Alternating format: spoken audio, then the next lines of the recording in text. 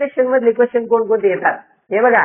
Analysis आहे, धडानी analysis आहे, 2020 ते 2025 झालेल्या सगळ्या पेपरचा अनालिसिस आहे. याच्यात तुम्हाला 2021 पेपर दिसणार नाही, कारण 2021 ला पोराचे पेपर झालेले नाही. एक पॉईंट, कोणता पॉईंट किती वेळा रिपीट झालेला आहे आपल्या ठिकाणी सांगितलंय, द ग्रॅव्हिटेशन, गुरुत्वाकर्षण.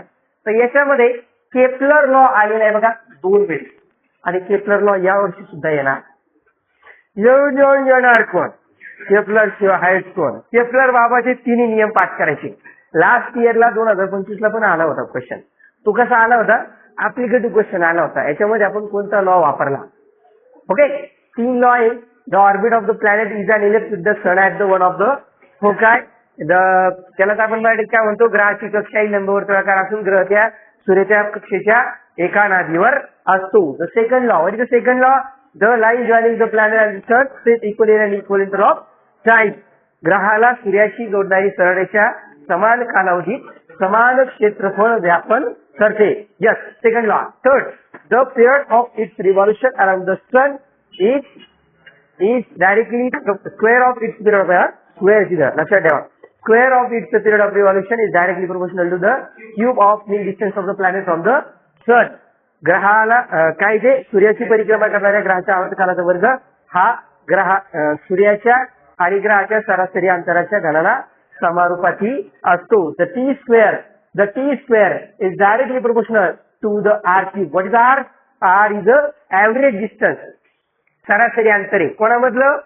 त्यावेळी त्या ठिकाणी आपण जर डायग्राम काढायला सांगितलं तर आपण त्या ठिकाणी काढायची की सन हा एका ठिकाणी आहे, त्या ठिकाणी सन आहे आणि इकडे प्लॅनेट आहे. हा आपला प्लॅनेट आहे, बरोबर. हा प्लॅनेट काय करतो? त्याच्या भोवती फिरतो. कोणाभोवती? आपल्या सन बाबा भोवती फिरतो तो, बरोबर आहे. या सन बाबा भोवती फिरतो. तो फिरत असताना त्याचे हे जे ऑर्बिट आहे हे सांगितलंय कसं आहे. पहिल्या लॉ मध्ये, पहिल्या नियमात काय सांगितलं की त्याची जी कक्षा आहे ती कशी आहे, तर त्याची ती कक्षा ही लंबवर्तुळाकार आहे, एलिप्टिकल आहे ती, म्हणून ते शब्द वापरला एलिप्स. Okay, yes. तर हे टी काय आहे? पिरियड ऑफ रिव्हॉल्यूशन आहे. वर्ड पिरियड ऑफ रिव्हॉल्यूशन म्हणजे काय? आवर्तकाल. गोष्ट एखादी पुन्हा पुन्हा घडते, मग ती पुन्हा पुन्हा घडते. आपण सेकंड चॅप्टर मध्ये पाहिले की प्रॉपर्टीज एलिमेंटच्या रिपीटेड होतात, मूलद्रव्याचे गुणधर्म काय होतात? पुन्हा येतात पुन्हा. या ठिकाणी आवर्तकाल येतं, एखादी गोष्ट पुन्हा पुन्हा घडत असेल. जसं आपला पिरियड आहे, हाच पिरियड आहे आपला, हा पुन्हा होणार आहे. तर थर्ड लॉ काय सांगतो आपला की the square of its period of revolution, सूर्याच्या परिक्रमा करणाऱ्या ग्रहाच्या आवर्तकालाचा वर्ग, आवर्तकालाचा वर्ग हा काय असतो? सूर्याच्या ग्रहापासूनच्या सरासरी अंतराला समानुपाती असतो. जर आवर्तकाल वाढला याचा अर्थ सरासरी अंतर पण त्याचं काय झालेलं आहे? वाढलेलं आहे. अंतर वाढलं म्हणजे आवर्तकाल वाढतो. आवर्तकाल म्हणजे काळच येतो, टाईम आहे प्रकारचा, बरोबर आहे. हा आपला तिसरा लॉ आहे. तिन्ही पण लॉ स्टार मध्ये करून जा, 100% करून जा. इथं म्हणतो करूनच जा, हा 100% करा, ठीक आहे. त्याच्यानंतर वजन आणि वस्तुमान मधला फरक, write the difference between mass and weight. मग त्याच्यात काय करणार आपण? त्याचं काय करायचं? दोघंही आपण अगोदर डेफिनेशन लिहायच्या की मास काय आहे, वेट काय आहे. Mass is a amount of matter present in the object. दिलेल्या पदार्थामध्ये द्रव्य संचयाचं मापन म्हणजे काय असतं? मास असतं, वस्तुमान असतं. एक हे स्केलर क्वांटिटी आहे मास, वेक्टर क्वांटिटी आहे वेट. वेट काय आहे? Weight is a amount of force applied by earth on the object. दिलेल्या त्या वस्तूवरती पृथ्वी जे बल लावती त्या बलाला काय म्हणलेलं आहे? त्या बलाला म्हणलेलं आहे काय? यस, त्याला म्हणतात वेट. मग वेटचं युनिट काय आहे? ते बल आहे, न्यूटन आहे त्याचं एकक.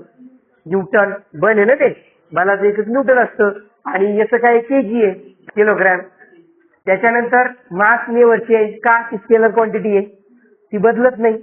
वस्तुमान बदलत नाही, पण वजन बदलल्याशिवाय राहत नाही. कारण आपण पाहिले वजन हे गुरुत्वीय त्वरणावर अवलंबून आहे, ऍक्सेलरेशन ड्यू टू ग्रॅव्हिटीवर अवलंबून आहे, छोट्या जीवर अवलंबून आहे.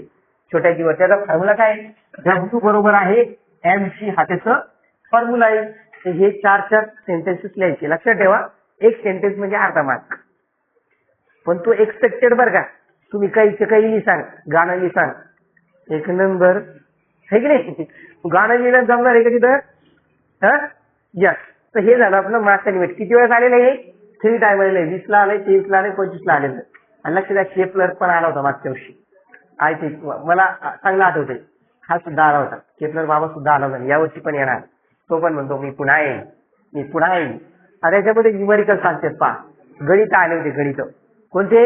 एस्केप व्हेलॉसिटीवर चालता, जी चालता. जी म्हणजे काय? Gravitation, acceleration due to gravity, गुरुत्व त्वरण काढायचं. मग त्यासाठी काय काय लागतं? तर जीचं सूत्र आहे आपल्याकडे. जी बरोबर capital G capital M upon R चा वर्ग. ही जी आहे अर्थच्या सरफेसवर काहीतरी याची व्हॅल्यू काय आहे? 9.77 बघा, 9.7 आहे. किंवा जनरली एक्झाम मध्ये आपल्याला ते 10 देतात कधी कधी, आणि जर नाही दिलं तर आपण ते 9.8 घ्यायचे. लक्षात राहील? यस, हा फॉर्म्युला यूज करायचा. एस्केप व्हेलॉसिटीचा फॉर्म्युलाचा क्वेश्चन आला होता 1 मार्काचा, आठवतं का? एस्केप व्हेलॉसिटीचा क्वेश्चन येतो बघा. What is the formula for escape velocity? काय येतो? काय फॉर्म्युला येतो? एस्केप व्हेलॉसिटीचा फॉर्म्युला काय? व्ही एस्केप, मुक्ती वेग. मुक्ती वेग, बुंदी वेग नाही. काही काही लोकांना बुंदीच आठवते फक्त, पण असं आहे आता. हा, V escape is equal to square root 2 capital G capital M upon R. हे तर एक. किंवा यालाच आपण याच्यात आपल्याकडे आता जीचा फॉर्म्युला होता, जी बरोबर capital G M upon R चा स्क्वेअर. या ठिकाणी G M upon R square आहे. या ठिकाणी आपण याला काय करतो? याला आर न गुणतो, आणि वरती पण आर न गुणतो. हे R into R, R square होतं. हे G M upon R square काय होऊन जातं? तर ते होऊन जातं जी. म्हणजे घराचं काय? 2, याची व्हॅल्यू आली जी, आणि हे राहिलं आर. हे आन्सर, हे सुद्धा फॉर्म्युला आहे त्याचा. जर एस्केप व्हेलॉसिटी काढायची असेल, ऍक्सलरेशन ड्यू टू ग्रॅव्हिटी आणि त्याची रेडियस आहे, दोघांचा गुणाकार केला, स्क्वेअर रूट काढलं तरी सुद्धा आपल्याला एस्केप व्हेलॉसिटी काढता येते. लक्षात राहील? आपल्याला याच्यावर एक मार्काचे प्रश्न असे असते की पृथ्वीवरती मुक्तीवेग किती आहे? 11.2 किलोमीटर प्रति सेकंद. लक्षात राहील ना? अर्थ वरती 1 मार्काचा एमसीक्यू क्वेश्चन असतो की अर्थ वरती 11.2 किलोमीटर आहे, आणि चंद्रावरती किती आहे? मून वरती 2.37 किलोमीटर पर सेकंद. हॅलो, याच्यात आणखी गोष्टी कोणकोणत्या या लेसन मध्ये सांगण्यासारख्या? या लेसन मध्ये सांगण्यासारख्या गोष्टी आहे तुमच्या कॅपिटल जी ची व्हॅल्यू काय आहे? कॅपिटल जी ची व्हॅल्यू काय आहे? 6.673 into 10 to the power 11. Minus कोणी लावला? Henry Cavendish. याचं युनिट काय आहे? याचा पण एक क्वेश्चन आलेला आहे परीक्षेला. याचं युनिट काय आहे? न्यूटन मीटर स्क्वेअर पर केजी स्क्वेअर. किंवा केजी जर वर आलं हे मायनस होतं, लक्षात ठेवा. तुम्ही गोंधळात पडता बऱ्याच वेळा. हे आपले न्यूटन मीटर वर्ग प्रति केजीचा वर्ग आहे ना, याला आपण वरती घेतलं, हे काय होऊन जातं? न्यूटन मीटर वर्ग केजी -2 होऊन जातं. लक्षात राहील? ओके. किंवा जीचं एकक काय आहे? छोट्या जीचं, तर ते ऍक्सलरेशन. ऍक्सलरेशन आहे म्हणजे गुरुत्व त्वरण आहे. त्वरण आहे, त्वरणाचं एकक काय असतं? मीटर पर सेकंड स्क्वेअर असतं. आणि न्यूमेरिकल मध्ये युनिट लिहायचं, अर्धा मार्क करतो बरं नाही. न्यूमेरिकल 2 मार्कासाठीच असतं, पण त्याच्यातला अर्धा मार्क, एक अर्धा मार्क महत्वाचा आहे आपल्याला. ते फ्री फॉल वरती क्वेश्चन येत असतात. फ्री फॉल वरती क्वेश्चन जर आले, त्याच्यामध्ये तुम्हाला कोणता क्वेश्चन येऊ शकतो? चेंडूचा येऊ शकतो, एखादा बॉलचा. बॉल पडला, टेबलहून पडला, किती सेकंदात पडला? 5 सेकंदात पडला. मग त्याची किती हाईटहून पडला हे विचारलं तुम्हाला. मग त्याच्यामध्ये तुम्ही काय करता? आपले जे न्यूटनचे 3 इक्वेशन आहे ते आपण वापरतो. V = U + AT. त्याच्यात आपण चेंजेस केले का? फ्री फॉल इनिशियल व्हेलॉसिटी 0 असते, आणि हे बरोबर काय असतं? G असतं. लक्षात ठेवा, U बरोबर 0 घ्यायचं, आणि A बरोबर काय घ्यायचं? G घ्यायचं. याच्यामध्ये काय करायचं? मग काय चेंजेस होतात? ते V = GT येतं. आता याच्यात आपल्याला व्हेलॉसिटी नाही काढता येते, ते याच्यात काय काढता येईल? त्याची हाईट काढता येते. मग दुसरं इक्वेशन वापरतो आपण. दुसरं इक्वेशन काय? S = UT + ½ of AT चा स्क्वेअर. ते फॉर्म्युला काय तयार होतो? ½ GT चा स्क्वेअर होऊन जातो.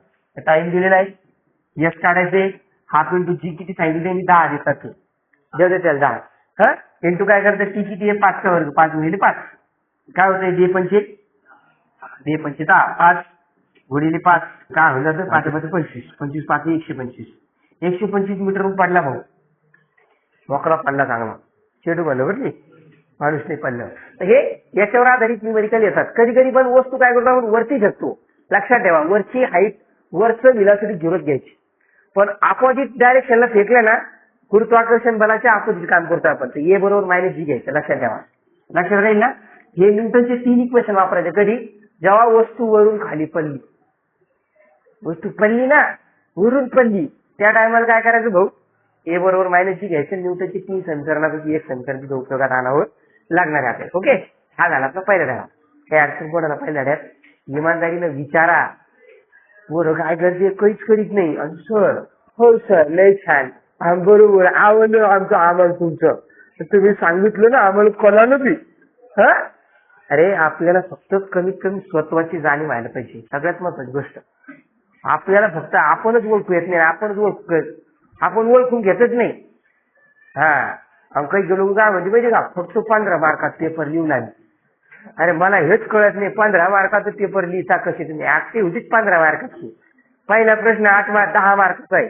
आता सायन्स 1 मध्ये सायन्स 1 सायन्स 2 मध्ये 10 मार्क जाऊ द्यायचे नाही. हा MCQ चुकीचा लिहायचं नाही. कळालं का. कन्फ्युजन वाटलं लगेच बाजूला करायचं. तुम्हाला सांगतो आपल्याला डिसिजनच घेता येत नाही. ज्यावेळी एखाद्या टॉपर कॉम्पिटेटिव्ह एक्झाम झाल्यानंतर एखाद्या अधिकारीचा ऑफिसरचा इंटरव्ह्यू असतो ना त्याच्यापाशी सगळ्यात पहिली त्याची स्किल कोणती चेक केली जाते. त्याच्यामध्ये पॉवर डिसिजन मेकिंग कशी त्याची. तो निर्णय घेतो का. रतन टाटा म्हणायचे आता नाही तर ते म्हणायचे काय म्हणायचे ते तुम्ही डिसिजन घेतो. युनिव्हर्सल लॉ ऑफ ग्रॅव्हिटेशन राहील तो बी विचारला जातो. पण आपल्याला हे आलेले म्हणजे याचा अर्थ असा नाही की ते विसरून जायचंय. नाही ते पण विसरायचं नाही. कोणते 2 पॉईंट विसरायचे नाही याच्यामध्ये. एक ऍक्सलरेशन ड्यू टू ग्रॅव्हिटी कशी बदलती त्याची डेफिनेशन काय आहे किंवा त्याच्यानंतर त्याचं युनिट काय आहे त्याचा फॉर्म्युला काय आहे ती कोणती क्वांटिटी आहे ती कोणत्या पद्धतीने बदलती. यस 3 पद्धतीने बदलती ती. एक अर्थच्या सरफेसवर बदलती का पृथ्वीचा आकार सगळीकडे सारखा आहे का नाही. यस तर ते 3 पद्धतीने बदलतं. एक हाईटनुसार चेंज होती उंचीनुसार सुद्धा काय होतं जी मध्ये चेंज होतो आणि शेवटचं डेप्थ नुसार सुद्धा चेंज होतो खोलीनुसार सुद्धा त्यामध्ये बदल होतो. मास आणि वेटच्या डिफरन्सच्या आधी दिले आपल्याला. ठीक आहे. राहिलं काय मग न्यूटनचा universal law of gravitation. Revision करायचं म्हणजे फक्त आलेले प्रश्न नाही पाहिजे. राहिले ती बी पाहणं गरजेचं असतं. बरोबर आहे. यस न्यूटनचा युनिव्हर्सल लॉ ऑफ ग्रॅव्हिटेशन काय सांगतो एवढी object of the universe track एवढी another object by different force directly product of the mass inversely produce the square of distance between them. यावेळी आपण त्याचा फॉर्म्युला तयार करतो. विश्वातील प्रत्येक वस्तू इतर प्रत्येक वस्तूला ठराविक बलाने आकर्षित करत असते. हे बल आकर्षित करणाऱ्या वस्तूच्या वस्तुमानाच्या गुणाकाराशी समानुपाती आणि अंतरातील वर्गाच्या व्यस्तानुपाती असतं. यापासून आपण याचा फॉर्म्युला तयार केला. F बरोबर capital G capital M small m capital M yes capital M घ्यायचं आणि स्मॉल m घ्यायचं आपण घ्यायचं r स्क्वेअर. यस फोर्स आहे याचं उत्तर आल्यानंतर याचं युनिट n येणार. कुठल्याही 2 ऑब्जेक्ट मधलं फोर्स विषयी क्वेश्चन आला ते फॉर्म्युला वापरायचं. इथे जी ची व्हॅल्यू तुम्हाला लक्षात राहील.